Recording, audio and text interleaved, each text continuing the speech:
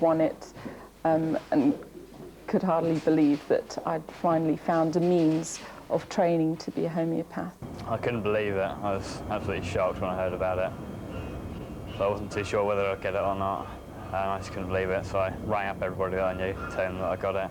When I heard that I won, when I opened the letter, I couldn't believe that I'd actually won a scholarship. It was wonderful. Winning the scholarship means a great deal to me. It means that it's going to enable me to go to America to further my skills and education, and hopefully to visit various studios which will be demonstrating a vast amount of different techniques than we are doing here at the moment. It means that I'll be able to have spend some time with other more experienced shoemakers. I've still got a lot to learn, so there's a lot that they can teach me, other kinds of construction and just little ways to perfect my work. It means a great deal. It gives you the chance to go on the course in Venice and learn from the master masons what it involves, different techniques, and eventually it'll help me go on to better things, hopefully.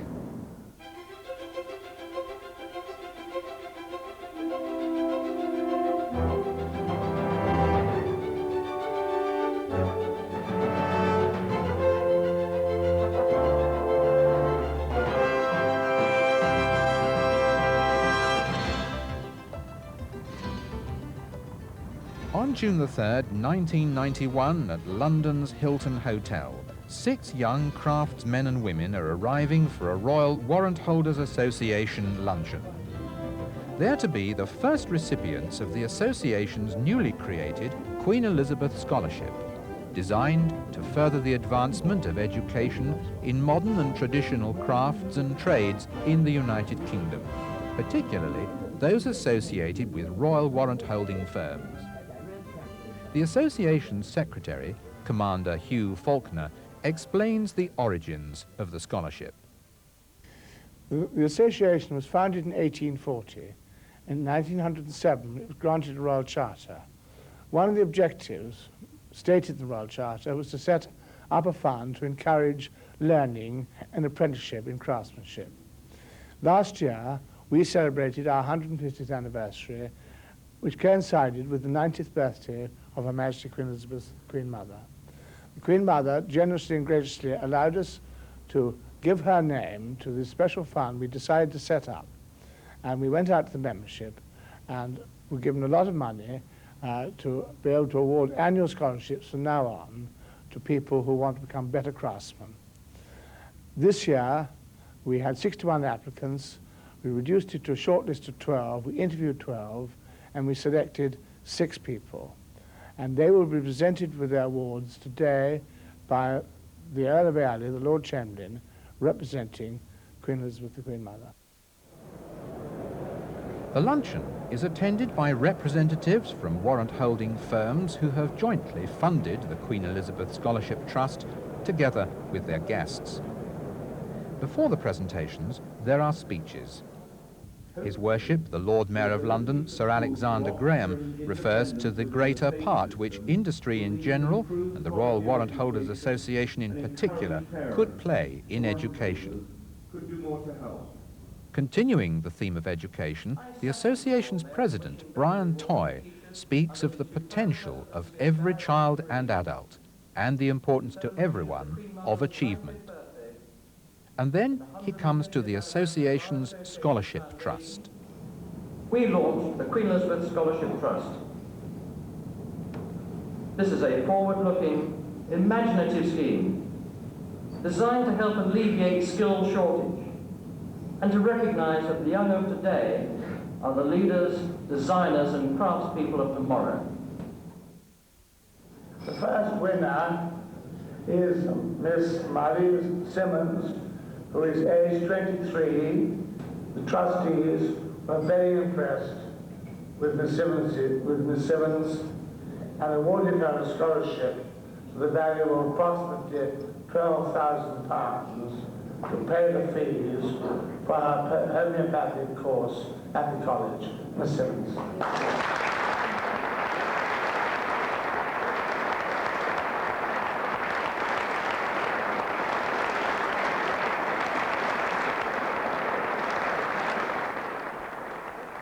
The scholarship means a great deal to me because I've been trying to fund the training for the course in homeopathy for several years now.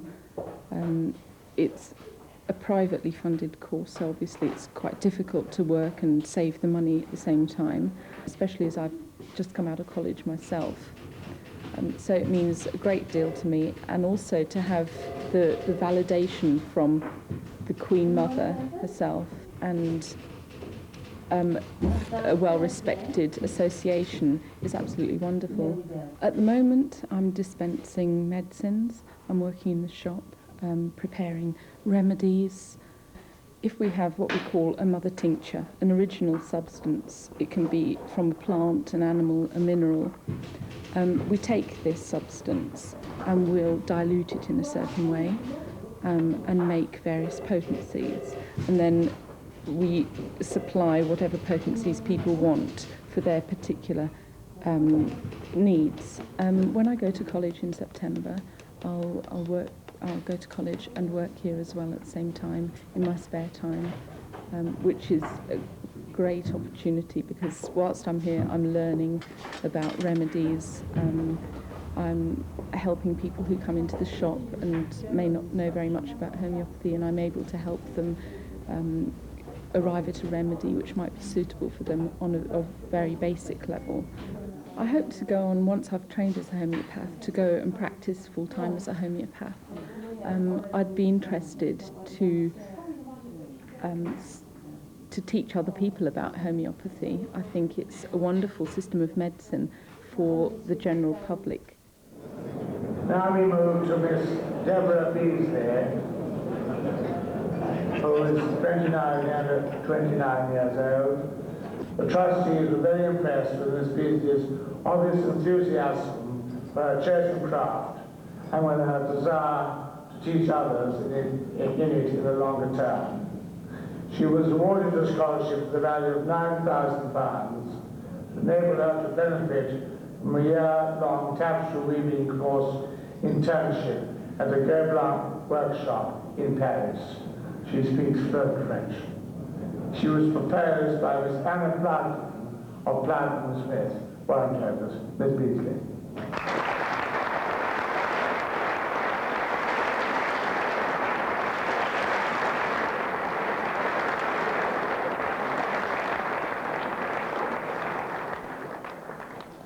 Well, winning the scholarship means that I have the opportunity to go to Paris for a year to study weaving at the Gobelin, which is something that I've really wanted to do. And without winning the scholarship, I wouldn't have had a chance to do that. When I'm in Paris, I will have the opportunity to learn tapestry weaving as opposed to tapestry conservation. It's very difficult to actually study tapestry weaving in England. There aren't the centres available. And the Gobelin is a very important centre of tapestry weaving, so to go there to actually study it is a privilege. On a day-to-day basis, my work basically involves stitching the damaged tapestries, and that involves a special conservation stitching technique, which we call space brick stitching. We don't actually carry out restoration. What we aim to do is to preserve what's left of the tapestry without falsifying it. We suggest what design might be missing, but we don't fill the areas in completely. Eventually, I would like to develop both my tapestry weaving and my tapestry conservation skills. The two are very compatible, and I think to be a good conservator, it's good to have a thorough knowledge of weaving. And being a conservator, I get very close to tapestries and learn a lot about them, which will help me with my weaving too. And eventually, I would like to be able to pass on my skills to others. We now move to Mr. Timothy Harris, who is 28 years old. Trustees were very impressed with the standard of his work and with his obvious enthusiasm for his chosen craft. He was awarded a scholarship to the value of £7,500 to enable him to undertake 3 courses in America. He was proposed by Mr. Samuel Twining of their distinguished firm, Twining Company. Mr. Harris.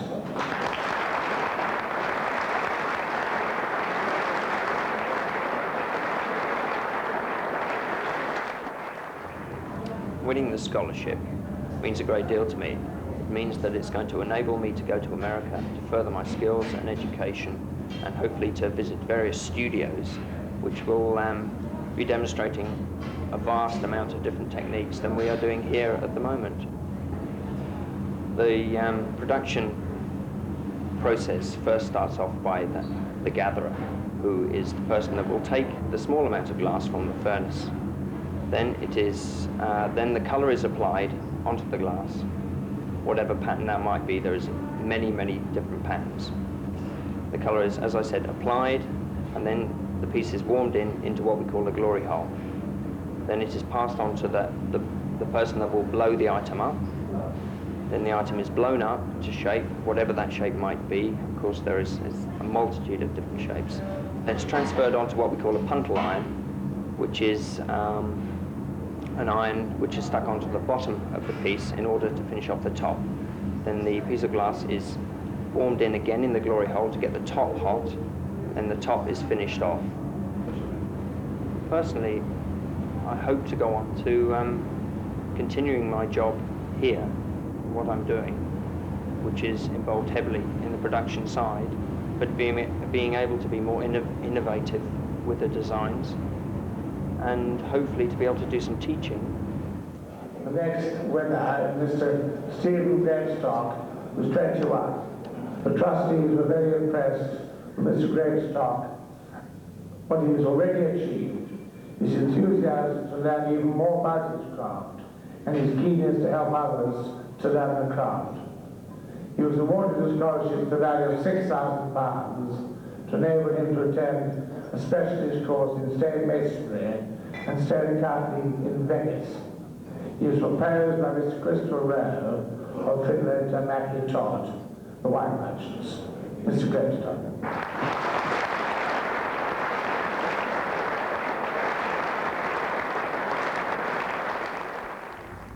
It means a great deal. It gives you the chance to go on the course in Venice and learn from the master masons what involves different techniques, and eventually it'll help me go on to better things, hopefully.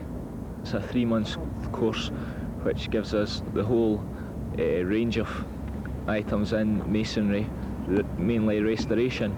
This job just now, we're just on the first phase of it, doing the chimney work, and it's been decayed chimneys and they've been taken down and the stone has to be replaced. Day to day I'm mainly just doing banker work just now, which is dressing the stone. The stone comes in square blocks and you get templates. You have to apply templates and run moulds through different forms, surface finishes. I do building work, straightforward building, new works, and the taking down and building up new works. Edinburgh's got a huge amount of stonework buildings. You know, it's one of the biggest in Britain, so there's always going to be work here to do. Well, eventually, obviously, I want to maybe even teach people what to do, or go into higher things in the masonry trade, but it'll always be to do with the restoration anyway, because that's what most of the masonry is now, taking down things that are decayed and replacing them. So it's just a matter of going on from where I am just now, even like foreman, general foreman in a company, but it'll always be the restoration that I'll be doing.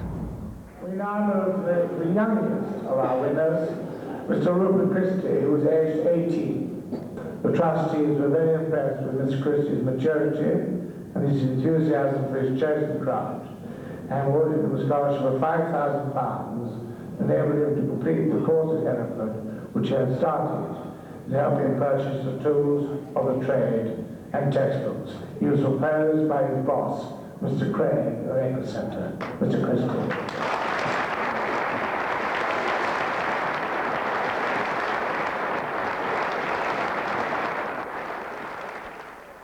This scholarship means that I will be able to continue with the course that I'm on at college now and pay for all the tools and equipment that I desperately need, and hopefully continue and make my own job out of this, and hopefully start up in Dorset, making up my own job, possibly even become an ATF myself and start training my own apprentices for the job.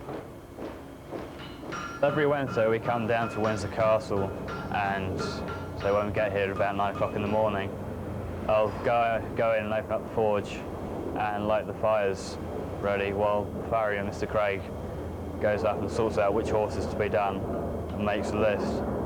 And then gradually through the day the horses are brought down to us, and then we shoe them, return them. I actually what I'm allowed to do is take off shoes now. Also raft the feet forward to make them look tidy. And then when Mr. Craig has nailed on the shoes after being fitted, I finish them off, knocking the nails over, benching them up, and then just tidy the feet up with the rasp. There's many textbooks and tools that I really need, and I can't afford them on the wage that I get. But with the help of the scholarship, it helps pay towards that. It'll also pay for all my college fees when I'm up at Hereford Farriers College, and for when I stay up there, I've got to have somewhere to live in boarding, so it pays for that as well. I couldn't believe it. I was absolutely shocked when I heard about it. So I wasn't too sure whether I'd get it or not, and I just couldn't believe it, so I rang up everybody that I knew to tell them that I got it. And finally, we come to Mr. Flaherty, age 24. The trustees were very impressed with her dedication to her chosen craft and her desire to achieve perfection. She was awarded a Queen Elizabeth Scholarship the value of £2,500 to help her pursue these aims and to buy equipment. She was, of course, proposed by Mr. Eric Clark of John Long Limited. Ms. Flaherty.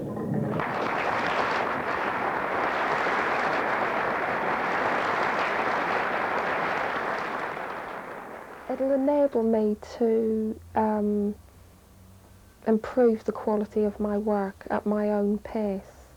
I've still got a lot to learn, so there's a lot that they can teach me. Other kinds of construction and just little ways to perfect my work, and also to help me speed up my rate of work. It'll also mean that I can buy a hand splitting machine. That will help to increase my output. The first job is preparation of the leather insole, and then I last the upper onto the last, which gives the upper its three-dimensional shape, and hopefully in where it will retain that shape, the shape of the last that I've moulded it to. And then using one method of construction, there are 2 or 3 that I could use. I basically put the sole onto the shoe, usually by initially putting in a welt and then stitching the sole to the welt. I then build the heel, usually lift by lift, piece of leather by piece of leather. And then the finishing, which is treating the edges and the sole of the leather so that they'll be reasonably watertight, so with wax and hot irons. And then just give them a final polish and hopefully they're ready to wear. Really, my long-term aim is to continue very much as I am now, but I really do want to improve my work to my best ability to hopefully be one of the best shoemakers that Lobs have. Another long-term aim is really to be able to pass on my skill to other apprentices, hopefully on a one-to-one basis. To receive an award from the Lord Chamberlain in the presence of so eminent a gathering must at the time seem more of an ordeal than a pleasure. But when it's over, the smiles have returned, as each of the recipients contemplates the enjoyment and stimulus of further training in their chosen trade or craft. Thanks to the Royal Warrant Holders Association and the tremendous support for the scheme so graciously given by Her Majesty Queen Elizabeth the Queen Mother, the Queen Elizabeth Scholarship Trust will, in future, year by year, create challenge and opportunity for deserving men and women in both modern and traditional fields.